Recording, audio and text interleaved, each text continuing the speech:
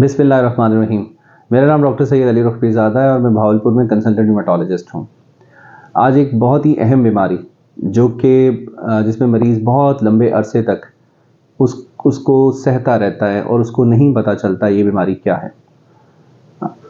इसमें पेशेंट को जिस्म के अंदर दर्दें होती हैं, पट्ठों के अंदर दर्द होती है। मॉर्निंग में जब सुबह सो के उठता है तो उसको थकावट का एहसास रहता है और ऐसे लगता है जिस्म के अंदर हल्का फुल्का बुखार चल रहा है, जबकि बुखार होता नहीं है। अगर हो भी तो बहुत 99 यानी बहुत लो ग्रेड फीवर होता है, बहुत कम दर्जे का बुखार रहता है। जो इसके अंदर और आम तौर पे अलामत हैं उसमें मुंह की खुश्की, आँखों के अंदर ऐसे फील होना जैसे कोई रेत है और उसको बार बार उसको खुजाना पड़ता है, जबकि ऐसी और ना सिर्फ रेत और ऐसे लगता है कि आँखों के अंदर कोई मट्टी, कोई फॉरेन बॉडी सेंसेशंस आना शुरू हो जाती हैं। खाना खाता है तो वो हलक से नीचे नहीं गुजरता और उसे बार बार पानी पीना पड़ता है। तो इस बीमारी का नाम है sjogren सिंड्रोम या शॉगरेन सिंड्रोम, हम इसे बोलते हैं। ये बीमारी बहुत कॉमन है लेकिन डायग्नोज नहीं हो पाती, तशखीस इसकी बहुत लेट हो जाती है। तो यूजुअली साल हर साल गुजर जाते हैं, तब तक मरीज़ को नहीं पता चलता। आम तौर पे औरतों के अंदर देखी जाने वाली ये बीमारी है, लेकिन मर्दों में भी हो सकती है। इसकी दो किस्में हैं, एक प्राइमरी sjogren सिंड्रोम है और दूसरी सेकेंडरी।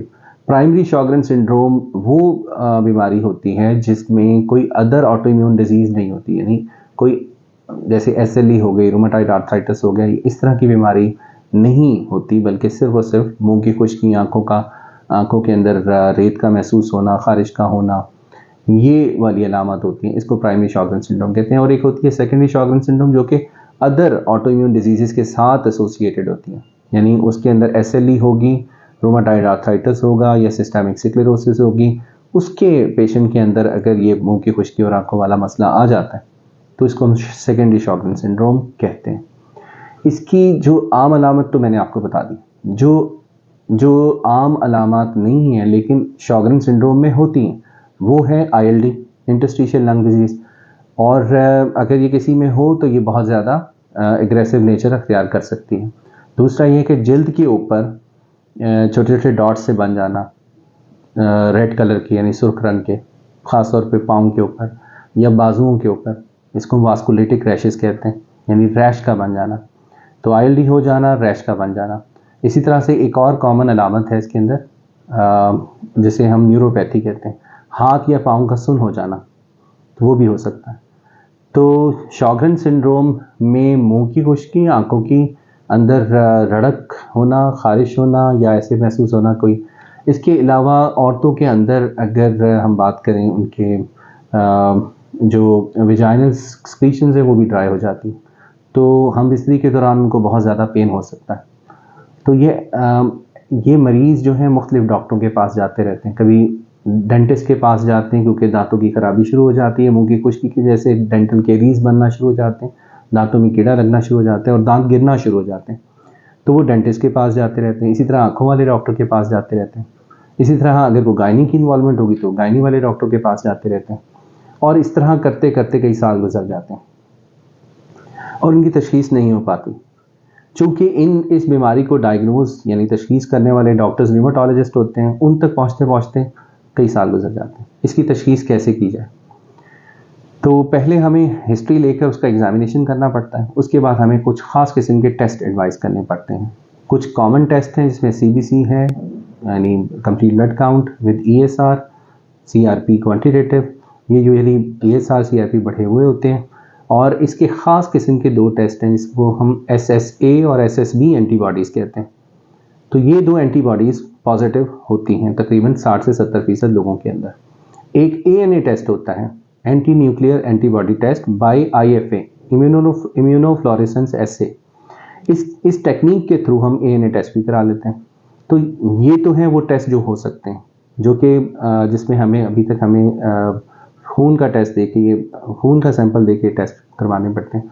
कुछ लोगों के अंदर हमें एक लिटमस पेपर, छोटी सी स्ट्रिप होती है, या तो उसको ऑफ्थल्मोलॉजिस्ट यूज़ करता है या र्यूमेटोलॉजिस्ट कर सकता है। उसके अंदर आँख के अंदर हम रख के उसकी आँखों के आंसुओं को हम तकरीबन 5 मिनट के लिए देखते हैं और उसकी लेंथ देख लेते हैं कि कितनी आ रही है। तो इससे हमें मालूम पड़ता है कि आँखों के अंदर आंसू की मिकदार कितनी है। इसी तरह से हम थूक को 1 मीटर एक ग्लास के अंदर इकट्ठा करते रहते हैं एक ख़ास वक्त के लिए, और उसको क्वांटिफाई करते हैं, यानी उसकी हम क्वांटिफिकेशन कर लेते हैं कि थूक कितना आ रहा है। और फिर अगर हमें ज़रूरत पड़े तो हम ये जो है लिप बायोप्सी कर सकते हैं, और इसकी बायोप्सी के रिज़ल्ट को हम लेबॉरेटरी में भेजते हैं तो वहाँ से भी कंफर्म हो जाता है। फिर इसके अंदर ये जो पैरोटिड ग्लैंड्स हैं, यानी जो बड़े बड़े ग्लैंड्स हैं जो थूक को बनाते हैं, उसकी भी बायोप्सी की जा सकती है। और इसमें ये अलामत भी हो सकती है कि ये वाली जगह जो है यहाँ पर कानों के नीचे चेहरे के ऊपर पैरोटिड ग्लैंड्स, इनकी स्वेलिंग हो सकती है। तो ये कुछ टेस्ट थे जो हम करवाते हैं। फिर इसको जब ये तशख़ीस हो जाती है तो इसको हम फिर ट्रीटमेंट की बारी आती है। अच्छा, ट्रीटमेंट से पहले एक और ख़ास अलामत है जिसमें हम पीरियोडिक पैरालिसिस कहते हैं, और वो पोटेशियम की कमी की वजह से शॉगरेन सिंड्रोम के मरीज़ों में हो जाता है। अच्छा, इस पे मैं थोड़ी सी आपकी तवज्जो दिलवाऊंगा। ये मरीज़ बार बार हॉस्पिटल के अंदर एडमिट होते चले जाते हैं, यानी 1 दफ़ा 2 दफ़ा 3 दफ़ा भी इनका एडमिशन होता है, और उनका जब एक टेस्ट किया जाता है पोटाशियम टेस्ट, तो उस पोटाशियम को हम देखते हैं तो वो कम मिकदार के अंदर होता है, और इसकी वजह से उसका जिस्म का निचला हिस्सा बिल्कुल काम नहीं करता, उसे हम पीरियोडिक पैरालिसिस कहते हैं।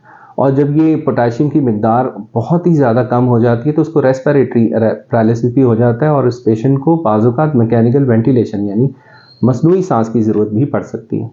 तो जिस पेशेंट को कभी बार बार हाइपोकैलेमिक पीरियोडिक पैरालिसिस हो रही हो तो उसको चाहिए कि वो अपना बाइकार्ब लेवल भी चेक करवाएं, ABGs आर्टीरियल ब्लड गैसेस वाला टेस्ट भी करवाएं, और electrolytes sodium and potassium, potassium खास तौर पे वो भी ज़रूर चेक करवाएं। अब बारी आती है इसकी इलाज की।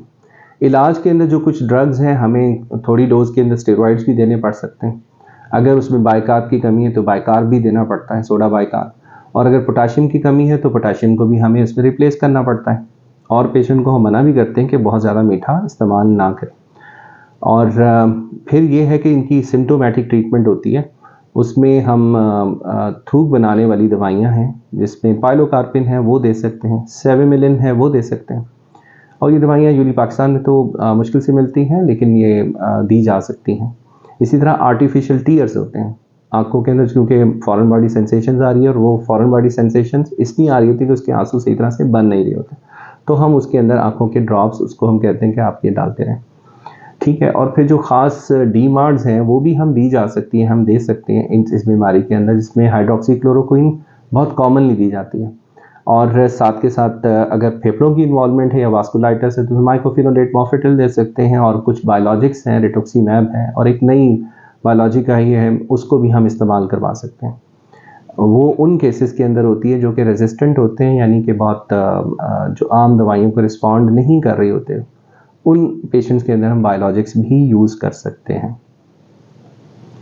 एक आखिरी अलामत कुछ लोगों के अंदर जिन पेशेंट्स को शॉगरेन सिंड्रोम होती है उसमें SSA SSB एंटीबॉडीज़ मौजूद होती हैं, तो जिनमें SSA एंटीबॉडीज़ मौजूद होती हैं उनके अंदर रिपीटेड अबॉर्शंस भी हो सकती हैं, और जो बच्चे या तो वो पेट के अंदर ही फौत हो जाते हैं, अबॉर्शन जिसको हम कहते हैं, या फिर अगर वो दुनिया में आ जाएं, पैदा हो जाएं, तो उनको उसी वक्त हार्ट ब्लॉक्स भी हो सकते हैं, यानी बच्चों के अंदर माँ के अंदर एंटीबॉडीज़ मौजूद होने की वजह से बच्चों के अंदर दिल के इश्यूज़ आना शुरू हो जाते हैं। तो या तो वो अबॉर्शन की सूरत में निकलते हैं, या फिर अगर वो दुनिया में पैदा हो भी जाएं तो उनको कंजेनिटल हार्ट ब्लॉक्स भी होते हैं। तो जिन बच्चों को कंजेनिटल हार्ट ब्लॉक्स हों तो उनके वालिदैन यानी उनकी माँ के अंदर SSA एंटीबॉडीज़ हमें देखनी चाहिए। तो ये था आज शॉगरेन सिंड्रोम से मुतल्लिक मेरा वीडियो प्रोग्राम पैगाम आप सब लोगों के लिए। बहुत बहुत शुक्रिया।